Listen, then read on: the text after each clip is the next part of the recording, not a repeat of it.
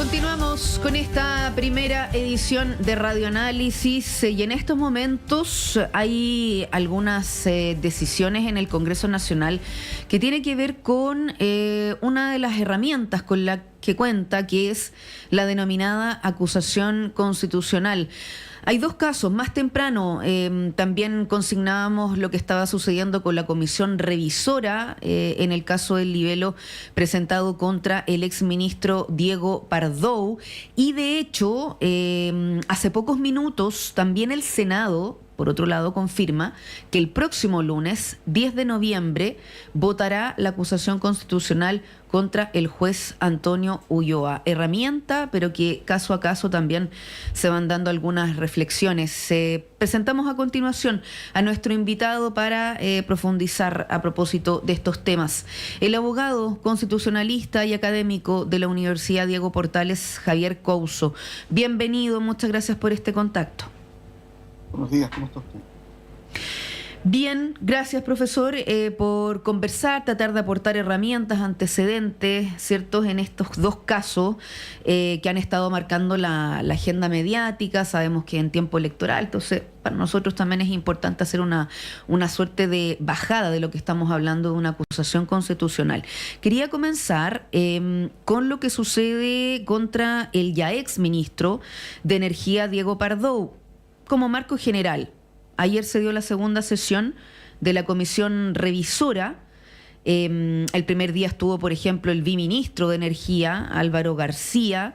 Voy a citar acá algunos elementos que él ha dicho desde la parte más técnica, ¿cierto?, con respecto a lo que sucedió en esta metodología que él cita.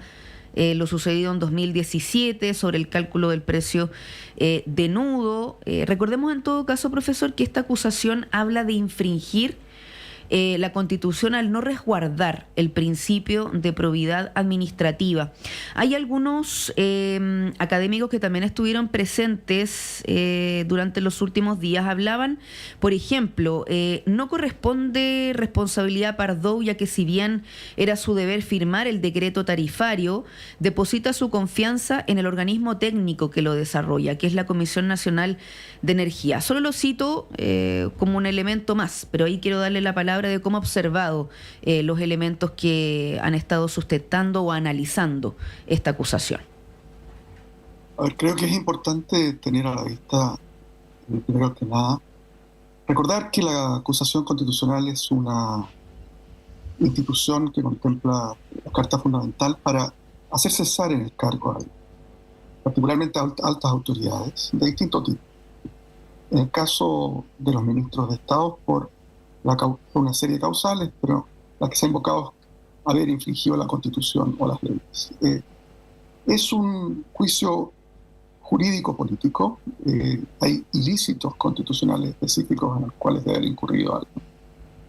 Desde este punto de vista, el objetivo central, repito, es hacer cesar en su cargo a un ministro por haber violado la Constitución o las leyes u otras causales que establece la Constitución.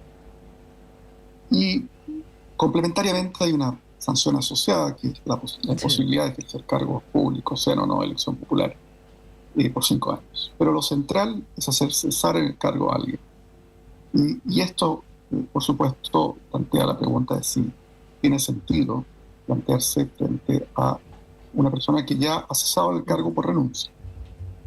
Y por supuesto, en casos de una gravísima violación a la Constitución, a las leyes, o algún delito a los que contempla la propia Constitución como causal, sin perjuicio que después se persigan los delitos en sede penal. Me parece a mí que aquí estamos ante una situación en que la mutación de lo que es la acusación constitucional, ante una suerte de análisis de eficiencia y eficacia de los ministros, de aprobarse esta Constitución, quedaría completamente completada. Ya ha habido una mutación que viene dándose por lo menos desde la década del 2000, con la acusación contra Yasna Proboste, entonces ministra, y luego Harald Beyer, una evolución desde una acusación por violar deliberada y dolosamente la Constitución a una suerte de hacer cesar en el cargo a ministros que se consideran no han sido eficientes o eficaces.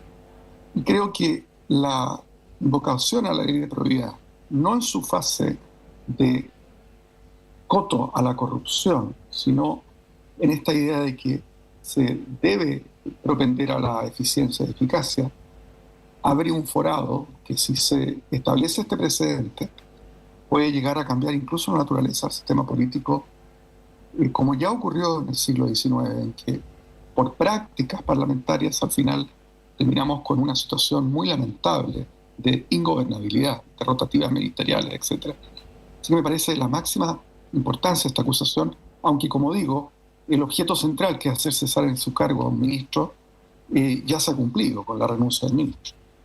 Claro, se dio su salida y bueno, posteriormente entonces este grupo de parlamentarios de oposición ingresan la acusación y hoy nos tienen esta instancia de la comisión revisora. Abogado, y en ese sentido, lo que usted menciona, esta mutación, esta posibilidad del resultado puede marcar un precedente, si podemos ahondar en esa interpretación de riesgos o desafíos de que la aguja, digamos, se carga hacia ese lado, cuando pensamos en efectivamente vigilar, fiscalizar lo que es la labor de las autoridades en pos, bueno, de la ciudadanía, pero en cumplimiento de la Constitución.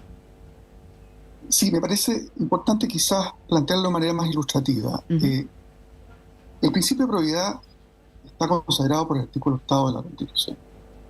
Y como la palabra lo sugiere, busca evitar la corrupción por parte de autoridades públicas en Chile. Es algo extremadamente importante. Pero ha habido algún desarrollo legislativo en la Ley de Bases de la Administración del Estado que ha extendido esto de condenar actos de corrupción a propender a la eficiencia y eficacia de todos los funcionarios públicos.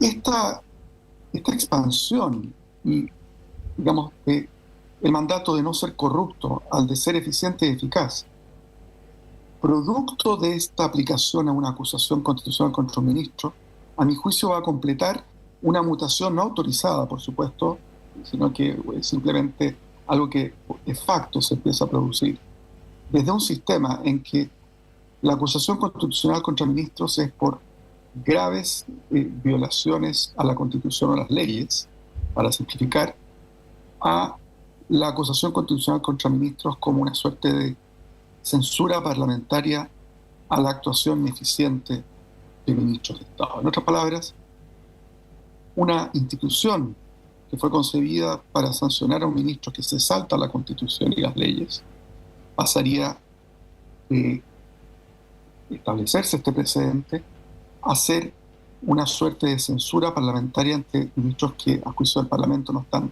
haciéndolo bien o que no lo hicieron bien.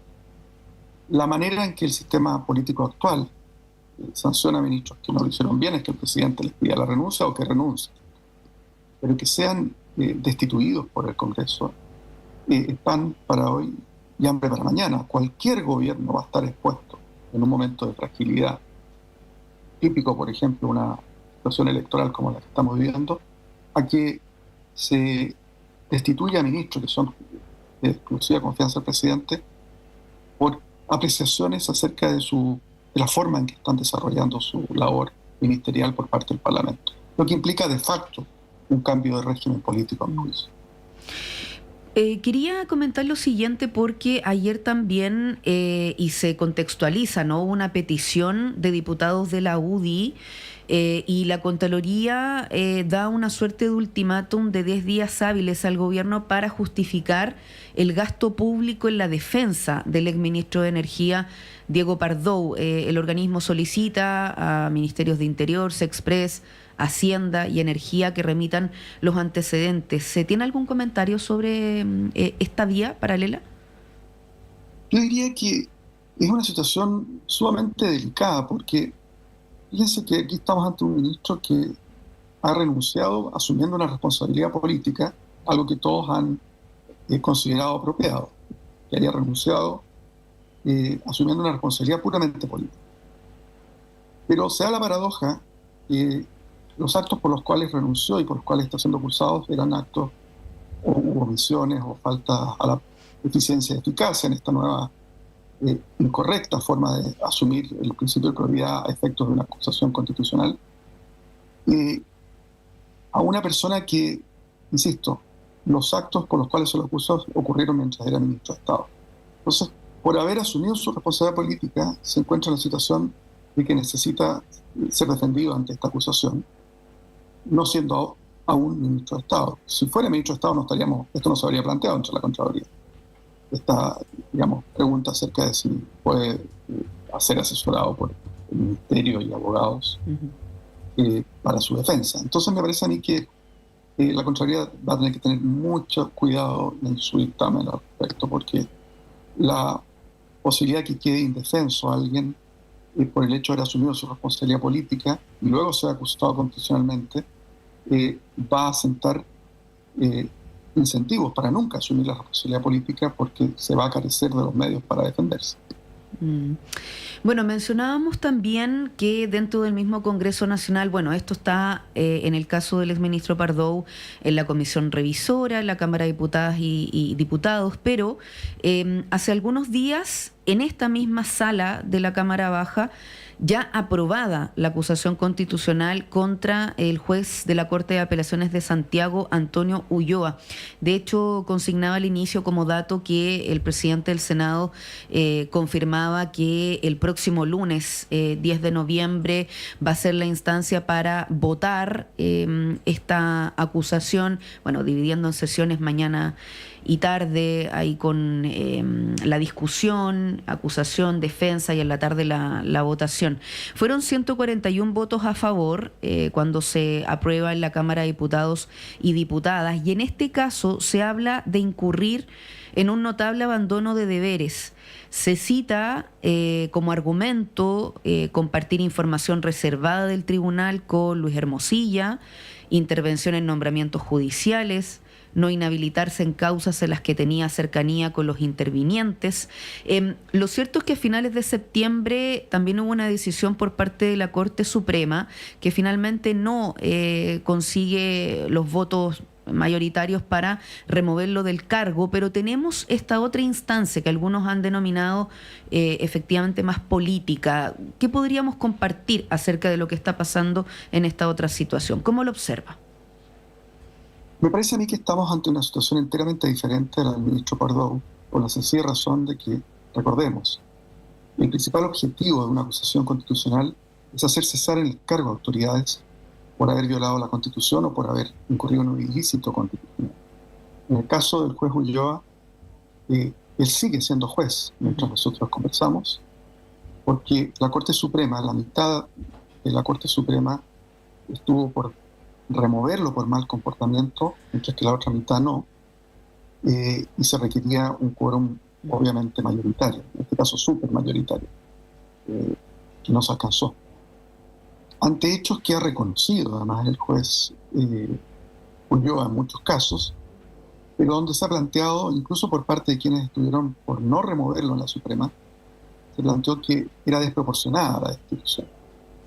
A mi juicio, es importante tener en cuenta que, a diferencia de otras acusaciones constitucionales contra jueces, en que se pretendía remover a los jueces por el contenido de sus fallos, algo a mi juicio inapropiado, en esta situación estamos ante faltas graves al deber de probidad, entendido como no caer en actos de corrupción, no de eficiencia o eficacia. No estamos hablando de que se acusa al juez Ulloa de ser un mal juez o ineficiente o ineficaz, sino corrupto.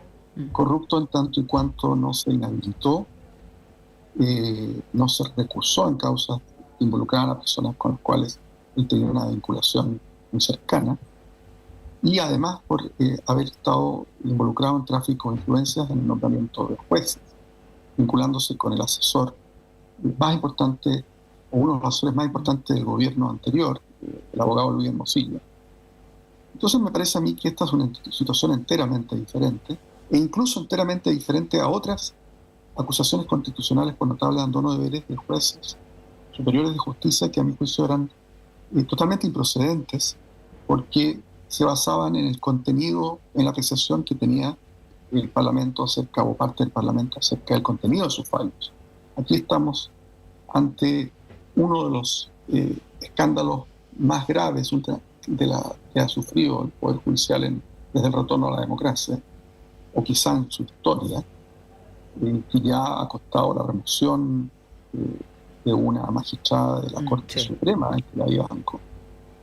Y en un contexto de bajísima credibilidad del Poder Judicial acerca de su imparcialidad. La imparcialidad es quizá la virtud más importante que debe tener un juez, junto con su capacidad, digamos, de su conocimiento acerca del derecho. Pero no importa el conocimiento del derecho de un juez, puede ser altísimo si es alguien que es parcial, porque no es absolutamente probo en el sentido de no incurrir en actos de corrupción. Y me parece que haber omitido ese deber de recusarse en situaciones donde personas a las cuales él le debía muchísimo, nada menos que su acceso a la Corte de Apelaciones en este caso, porque está bastante acreditado que tenían una enorme gratitud hacia las gestiones que había realizado el abogado Hermosilla para él mismo llegar a la posición de estar en la Corte de Apelaciones. Luego sintió el deber de retribuirlas de manera completamente improcedente y que le hacen un daño tremendo a la judicatura.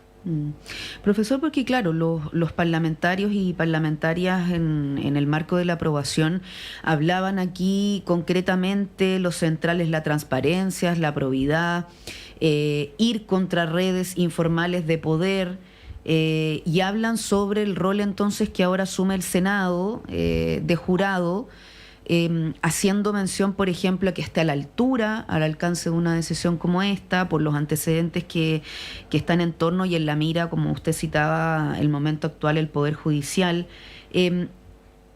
¿Qué podemos decir sobre este momento que vamos a vivir el próximo lunes? Porque, por ejemplo, los mismos parlamentarios decían, ojo, porque en la instancia de la Corte Suprema, claro, hubo publicaciones de prensa, pero luego citadas por los mismos diputados, de llamados telefónicos, por ejemplo, previamente.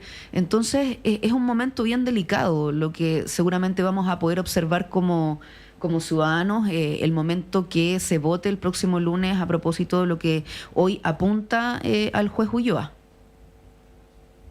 A mí me parece que es extremadamente importante que, por supuesto, el Senado escuche los descargos del abogado del juez Ulloa, pero me parece que es muy difícil sostener que actuó de manera proba un juez que no se recusa en casos en que están involucrados personas con las cuales está íntimamente relacionado. Un juez que, en vez de dedicarse a estudiar, conocer y fallar casos, se dedica a hacer lobby para la promoción de colegas, vinculándose con un operador político como lo era Luis Hermosilla del gobierno anterior, de cualquier gobierno. Esto no tiene que ver con el gobierno anterior o este. Me parece que en este caso ya está suficientemente mancillada la judicatura en Chile. Ha tenido suficientes escándalos como para que siga en su cargo, insisto en este punto, un juez que ha reconocido que actuó de forma poco ética, que violó deberes de probidad entendidos como deber de no actuar corruptamente, pero que solo fue exonerado por la mitad de la Corte Suprema porque se consideró que era desproporcionado remover. A mi juicio, no es desproporcionado remover a un juez que ha reconocido haber realizado acciones de lobby para que se nominen a ciertos jueces, o no haberse recusado de casos en que participaban personas con las cuales él estaba íntimamente relacionado. Mm. Queremos agradecer esta mañana al abogado constitucionalista y académico de la Universidad Diego Portales, Javier Couso, tratando de aportar con contexto, con algunos elementos que están en juego a propósito de estos dos casos, ya explicando cada uno en su circunstancia y que hoy se encuentran en el Congreso Nacional. Profesor, muchas gracias nuevamente. Que tenga buena mañana. Gracias a usted. Buen día. Bueno, y hemos sido concretos también, por ejemplo, en lo que va a pasar el próximo lunes en el Senado, en el caso de la acusación contra el juez Antonio Ulloa. Esto fue informado, como decíamos, hoy temprano por parte del presidente del Senado, Manuel José Osandón. Por lo tanto, también las próximas horas seguramente vamos a estar escuchando algunas reacciones los senadores no pueden manifestarse, sino es una posibilidad de tener que inhabilitarse el próximo lunes, pero sí sabemos en un contexto político, judicial, en esto, como lo comentaba el mismo entrevistado y en ocasiones anteriores con otras voces del Parlamento, pero también abogados, abogadas han planteado que la transparencia, la confianza en las instituciones y particularmente el Poder Judicial vive ciertos momentos complejos, por lo tanto acciones que se tomen seguramente van a ser muy relevantes. Agradecemos su compañía, cerramos esta primera edición de Radioanálisis, miércoles 5 de noviembre de 2025. Pero por supuesto no se separe porque luego llega acá en la conducción Nicolás Rojas y el programa Semáforo. Gracias al equipo que ha permitido la salida al aire. En mi caso nos reencontramos a las 13 horas en la segunda edición de Radioanálisis.